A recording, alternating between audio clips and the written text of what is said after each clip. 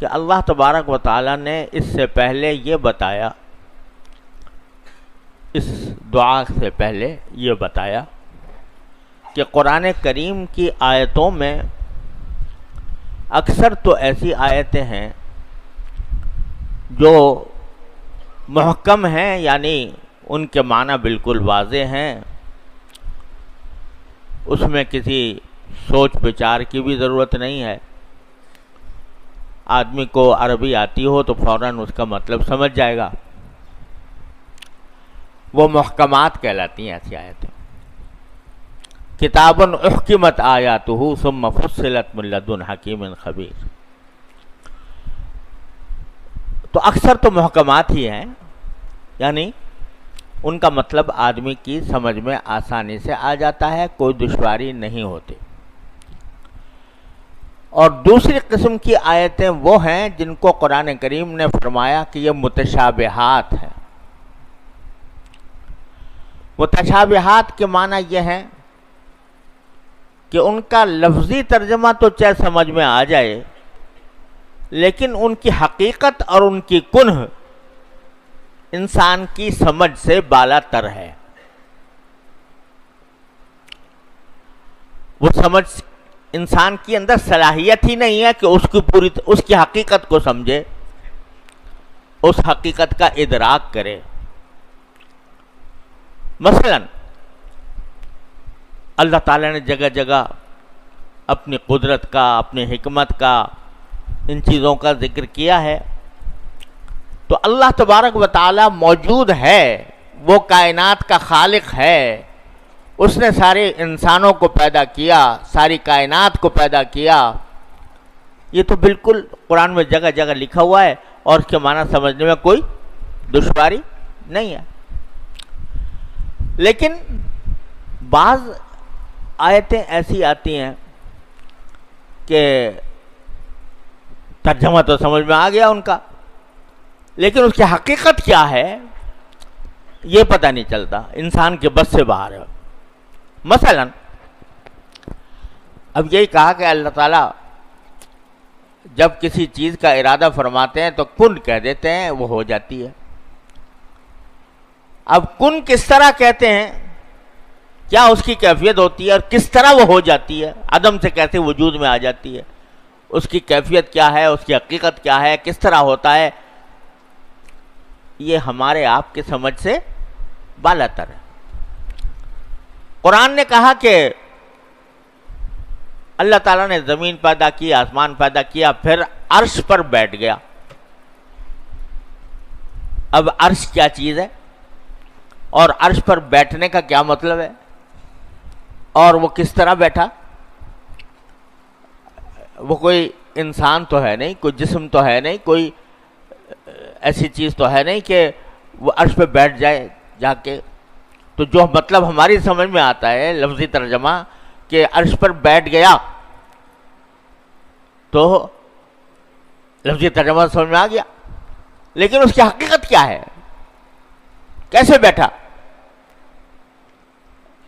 آیا اس طرح بیٹھا جیسے کہ ہم اس کرسی پہ بیٹھے ہیں، زمین پہ بیٹھے ہیں؟ الیاذ باللہ، یہ تو ہو ہی نہیں سکتا، کیونکہ اللہ تبارک و تعالیٰ کی ذات اس بات سے بالکل ماورا ہے، وہ کوئی جسم نہیں ہے۔ اللہ نور السماوات والارض، تو وہ کوئی جسم نہیں ہے، وہ تو ایک ایسی حقیقت ہے کہ جس کا ادراک ہمارے آپ کی سمجھ سے باہر ہے۔ تو دل میں تو آتا ہے، سمجھ میں نہیں آتا، تو دل میں تو آتا ہے، سمجھ میں نہیں آتا، بس جان گیا میں تیری پہچان یہی ہے۔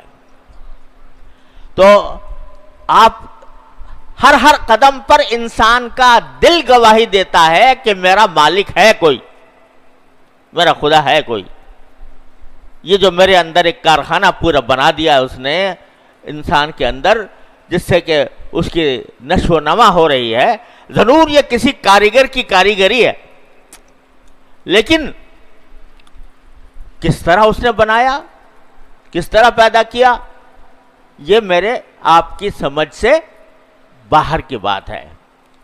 تو دل میں تو آتا ہے، سمجھ میں نہیں آتا کہ کس طرح تو نے یہ کام کیا.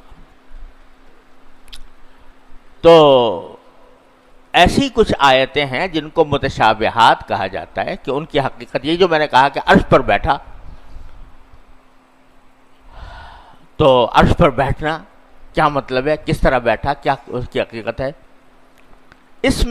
اس کو کہیں گے کہ یہ متشابہات میں سے ہے. ارے بھائی اس چکر میں نہ پڑو کہ وہ کس طرح بیٹھا کس طرح نہیں بیٹھا، اس کی حقیقت کیا ہے. تمہاری عقل محدود ہے، وہ اس کا تصور کرنے سے عاجز ہے. لیکن قرآن کہتا ہے اسی دعا سے پہلے کہ وَأَمَّا الَّذِينَ فِي قُلُوبِهِمْ زَيْغٌ فَيَتَّبِعُونَ مَا تَشَابَهَ مِنْهُ ابْتِغَاءَ الْفِتْنَةِ وَابْتِغَاءَ تَأْوِيلِهِ. ہم نے دو قسم کی آیتیں نازل کی ہیں، متشابہات بھی ہیں. تو جو جن لوگوں کے دلوں میں کجی ہے نا، وہ محکمات کو تو کی طرف تو کوئی خاص توجہ نہیں دیتے. جو بالکل صاف صاف سیدھی سیدھی باتیں قرآن کریم کے اندر ہی آئی ہیں، جو احکام آئے ہیں کہ بھئی یہ کرو یا نہ کرو، یہ حلال ہے یہ حرام ہے، سیدھی سیدھی بات ہے، اس کے اوپر عمل تو کرتے نہیں اور اس کی طرف فکر نہیں کرتے. اور جو یہ متشابہات ہیں جو ہماری عقل سے ماورا ہیں، سمجھ سے ماورا ہیں، ان کے پیچھے لگ جاتے ہیں، اس پہ بحثیں کرتے ہیں. اس میں بھئی استواء العرش جو ہے وہ حقیقی معنی مراد ہے یا مجازی مراد ہے، اور حقیقی معنی ہے تو کیا ہے، اس کی حقیقت کیا ہے، اس کی کنہ کیا ہے، اس میں پڑ جاتے ہیں. اللہ بچائے. تو قرآن کہتا ہے کہ یہ لوگ اس قسم کی چیزوں میں پڑے رہتے ہیں، وہ دل میں ان کے کجی ہے. فی قلوبہم زیغ فیتبعون ما تشابہ منہ ابتغاء الفتنۃ وابتغاء تاویلہ. اس کا نتیجہ یہ کہ فتنہ پیدا کرتے ہیں، فتنہ پیدا کرتے ہیں. ایسی باتیں جن کے اوپر ایمان کا کوئی دار و مدار نہیں، نہ ان کی حقیقت معلوم ہونا ہمارے لیے کوئی ضروری ہے نہ ممکن ہے، اس کے پیچھے کیوں پڑتے ہو؟ تو قرآن یہ کہتا ہے کہ وَأَمَّا الَّذِينَ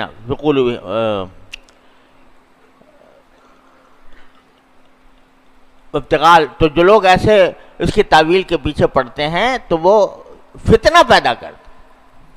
اور یہ فتنہ آپ کو یہاں اندازہ نہیں ہے، ہمارے ہاں سعودی عرب میں اور جہاں جہاں یہ حضرات گئے ہیں، سلفی حضرات کہلاتے ہیں، اللہ تعالی ہم سب کو ہدایت دے. تو وہاں ان کے ہاں سب سے بڑا مسئلہ یہ ہے کہ استواء علی العرش کے معنی بتاؤ، کہ عرش پر اللہ میاں کے بیٹھنے کے جو الفاظ آئے ہیں وہ حقیقی ہیں یا مجازی ہیں. اگر مجازی کہتے ہو تو تم اہل سنت سے خارج ہو، بلکہ کافر تک کہنے کو تیار. اور لہذا کہو کہ حقیقی معنی مراد ہے. الحمد باللہ. ارے بھائی میں امریکہ میں تھا تو وہاں جو ہے صبح کو فجر کے بعد بیان ہوا کرتا تھا. لوگ دور دور سے اللہ کے بندے آتے تھے، سینکڑوں میل سے سفر کر کے آ کے بیان میں شریک ہوتے تھے. تو جب شروع میں گیا تو دیکھا تو وہ وہاں کے لوگ کہنے لگے جی ذرا یہ مجھے ہمیں بتا دیں کہ یہ عرش پر اللہ میاں کے بیٹھنے کا جو ذکر ہے قرآن شریف میں، تو یہ عرش پر بیٹھنا یہ حقیقت ہے یا مجاز ہے؟ میں نے کہا بھائی تمہیں کس نے اس سوال کیسے پیدا ہوا تمہارے دل میں؟ کہنے لگا جی وہ ایک صاحب آتے ہیں یہاں پر سعودی عرب سے، اور وہ آ کر ہمیں کہتے ہیں کہ بھائی عقیدہ درست کرو، پہلے نماز روزے کی بات بعد میں ہے، پہلے عقیدہ درست ہونا چاہیے. عقیدہ درست ہوگا اس وقت جب تم یہ مانو کہ اگر اللہ تعالی نے کہا ہے کہ وہ عرش پر بیٹھا تو ہاں بیٹھا، یعنی حقیقی معنوں میں بیٹھا. اور اگر اللہ نے کہا ہے کہ اللہ تعالیٰ کے ہاتھ پھیلے ہوئے ہیں تو واقعی کہو کہ ہاں ہاتھ ہیں اللہ تعالیٰ کے. جب تک یہ نہیں کرو گے اس تک مسلمان نہیں ہوں گے. تو اس واسطے وہ اگر کوئی ان سے بات کرتا ہے تو وہ کہتے ہیں قرآن میں تو یہ ہے اور حدیث میں یہ ہے، اور یہ بحث انہوں نے چھیڑ رکھی ہے۔ اب وہاں اللہ کے بندوں کو نماز پڑھنے کا طریقہ نہیں آتا، ان کو حلال حرام کے مسائل پتہ نہیں ہے، ان کو نکاح طلاق کے مسائل پتہ نہیں ہے، ان کو آداب و مستحبات اور سنن کا پتہ نہیں ہے، اور ان کو جا کے استواء العرش کے مسئلے میں داخل کر دیا۔ تو میں نے کہا بھائی آئندہ وہ تشریف لائیں تو میری سے ملاقات کرا دینا۔ تو وہ عرب تھے، تو میری پھر ملاقات انہوں نے کرا دی ایک دن فجر کے بعد۔ تو میں نے ان سے بڑی دردمندی سے کہا، میں نے کہا بھائی ایک بات بتائیے کہ یہ جو آپ یہاں پر لوگوں کے اندر استواء العرش کا مسئلہ پھیلائے ہوئے ہیں، تو یہ بتائیے کہ ان کو نماز ان کو نہیں آتی پوری طرح، اور سنن و مستحبات کا ان کو علم نہیں، نکاح طلاق کے مسائل ان کو نہیں معلوم، حلال حرام کے مسائل معلوم نہیں، یہی سب سے زیادہ آپ کو سب سے زیادہ مسئلہ ہے کہ سب سے پہلے آپ ان کو آ کے سکھائیں کہ عرش پر بیٹھیں گے، اللہ میں کیسے بیٹھیں گے۔ کہنے لگے جی عقیدہ ہے، یہ تو عقیدہ جو ہوتا ہے وہ عمل پر مقدم ہوتا ہے۔ میں نے کہا یہ ایسا عقیدہ ہے کہ جس کے بارے میں قبر میں پوچھا جائے تم سے کہ بھائی استواء العرش کے معنی کیا ہے، قبر میں پوچھا جائے گا، حشر میں پوچھا جائے گا، اللہ تعالیٰ وہاں جا کے پوچھیں گے تم کیا عقیدہ رکھتے تھے استواء العرش کے بارے میں۔ یہاں سٹی گم ہو گئی۔ میں نے کہا عقیدے کی بھی دو قسمیں ہوتی ہیں، ایک عقیدہ وہ ہے جس کے اوپر ایمان لائے بغیر انسان کی نجات نہیں ہو سکتی، ایک عقیدہ تو ہے لیکن ایسا نہیں ہے کہ اس کو وہ مدار نجات ہو، نجات اس کے بغیر نہ ہو سکتی ہو۔ آپ نے کس بحث میں لوگوں کو ڈال رکھا ہے؟ کافی دیر الحمدللہ سمجھانے کے بعد اللہ تعالیٰ نے ان کے دل میں بات ڈالی۔ میں نے کہا بھائی یہاں ان کو سیدھی سیدھی دین کی باتیں سکھاؤ، اس بحث میں خدا کے لیے نہ ڈالو، یہ فرقہ میں بٹ جائیں گے اور سوائے فتنے کے اور کچھ نہیں ہوا۔ ابتغاء الفتنة وابتغاء تأویلہ، وما یعلم تأویلہ الا اللہ، بس کہو کہ اس کے اللہ کے سوا کوئی نہیں جانتا ہے۔ وما یعلم تأویلہ الا اللہ والراسخون فی العلم یقولون آمنا بہ، جو علم میں رسوخ رکھنے والے ہیں، پختگی رکھنے والے ہیں، وہ کہتے ہیں کہ جی ہم تو ایمان لائے ہیں اس کے اوپر، کل من عند ربنا، سب ہمارے پروردگار کی طرف سے ہے، اس کی تفصیل، اس کی حقیقت، اس کی کنہ یہ ہمارے بس کی بات نہیں، تو ہم تو جیسی ہے ویسے ایمان لے آئے ہیں اس پر۔ کہنے والے جو راسخون فی العلم، جو علم میں رسوخ رکھنے والے، پختگی رکھنے والے، وہ یہ کہتے ہیں۔ تو وہ کہتے ہیں کہ نہیں جی ہمیں اس بحث میں پڑھنے کی ضرورت نہیں ہے کہ اللہ میں نے اگر یوں کہا ہے کہ حضرت موسیٰ علیہ السلام سے کہا کہ میں نے تمہاری آنکھوں میں اپنی آنکھ کے نیچے تمہاری پرورش کی میں نے، تو اب اللہ میاں کی آنکھ کیسی ہے اس بحث میں پڑھنے کی؟ میں آپ کو صحیح کہتا ہوں کہ اس پر ہزارہا صفحات سیاہ کیے گئے ہیں ان بحثوں کے اوپر، متکلمین نے اور شاعرہ نے اور ماتریدیہ نے اور اب یہ سلفیہ نے، ہزارہا صفحات اس پر سیاہ ہوئے ہیں ان بحثوں کے اوپر۔ ہمارے ہاں بھی اس طرح کے مسئلے کھڑے ہوتے رہتے ہیں۔ حیات النبی کے اوپر دار و مدار ہے ایمان کا، یہ مسئلہ ہمارے ہاں تو خیر اللہ کا شکر اتنا زیادہ نہیں، پنجاب میں جا کے دیکھو یہ مارے کا تو اس کے بڑا زبردست مارے کا پھیلا ہوا ہے، تو اس میں لگے ہوئے ہیں۔ حیات کی کنہ کیا ہے؟ اللہ تو نبی کریم صلی اللہ علیہ وسلم کی قبر میں حیات ہے تو کنہ کیا ہے اس کی، کس قسم کی ہے؟ وہ برزخی ہے، وہ جو کیا کہتے ہیں عنصری جسد عنصری کے ساتھ ہے یا کیا ہے؟ اس پر ایک طوفان کھڑا ہوا ہے۔ اگر پوچھو کہ بھئی کیا قبر میں پوچھا جائے گا کہ حیات النبی کی حقیقت کیا تھی، کچھ پوچھنے کی بات نہیں. لیکن اس میں پڑے رہنا، اس میں لگے رہنا، اس کو میدان بحث و جدال بنانا، اس کو کی وجہ سے ایک دوسرے کی تکفیر کرنا، اس کی وجہ سے ایک دوسرے کو برا بھلا کہنا، یہ دین کا مزاج نہیں ہے. بس یہ کہو کہ وَيَعْلَمُ تَأْوِيلَهُ إِلَّا اللَّهُ، اللہ ہی جانتا ہے وہ حیات کی نوعیت کیسی ہے. کوئی آدمی اگر اس پر ایمان رکھے جو قرآن میں حیات کہا گیا ہے وہ انبیاء کرام کو حاصل ہے، اس کی نوعیت کیا ہے، اس کی کنہ کیا ہے، اللہ ہی جانتا ہے، تو بس بات ختم ہوگی.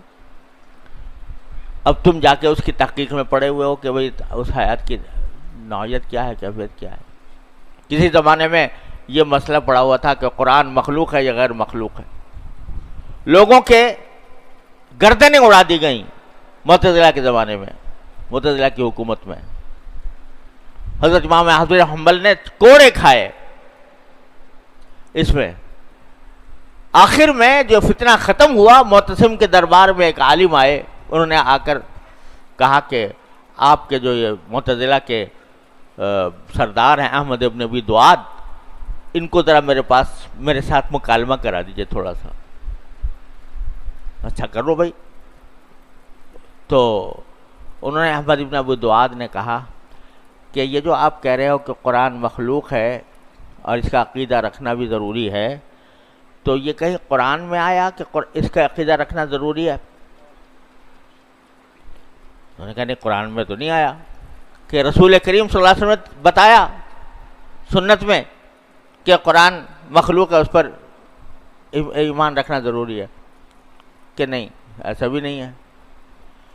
تو کہا کہ اچھا، جو پچھلے صحابہ کرام تھے رضی اللہ تعالیٰ عنہم اجمعین، انہوں نے کہیں کہا کہ اس پر عقیدہ رکھنا ضروری ہے؟ اس نے کہا نہیں.